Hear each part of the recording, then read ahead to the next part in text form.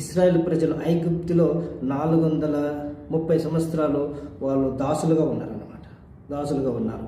అయితే మరి ఆ దాసత్వం నుంచి మరి దేవుడు విడిపించాలని మరి పరలోకం నుంచి దిగి వచ్చాడు. వాళ్ళు 430 సంవత్సరాలు ప్రార్థనలు చేశారు. మరి ఎందుకంటే మరి దేవుడు వస్తాడు, మమ్మల్ని విడిపిస్తాడు. అబ్రాహాం, ఇస్సాకు, యాకోబులకు దేవుడు ప్రమాణం చేశాడు.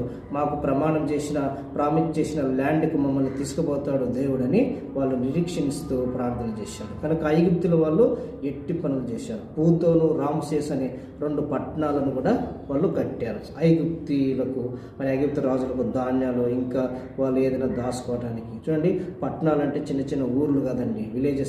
పట్టణాలు అంటే మరి అవి మన హైదరాబాద్ లాంటి మరి పట్టణాలని పట్టణాలు అంటారు అనమాట. సిటీస్ని పట్టణాలు అంటారు. చూడండి, ఇలాంటివి మరి వాళ్ళు 2 పట్టణాలు కట్టారు. మరి ఇది ఎప్పుడు జరిగిందంటే దాదాపు క్రీస్తుపురం 1500 సంవత్సరాల క్రితము మరి ఈ చరిత్ర అనమాట. ప్రియులారా, మరి ప్రభువైన దేవుడు మరి వారిని తీసుకొని వస్తున్నాడు. వారికి మరి తర్వాత మధ్యలో మరి దేవుడు వారిని ఎర్ర సముద్రం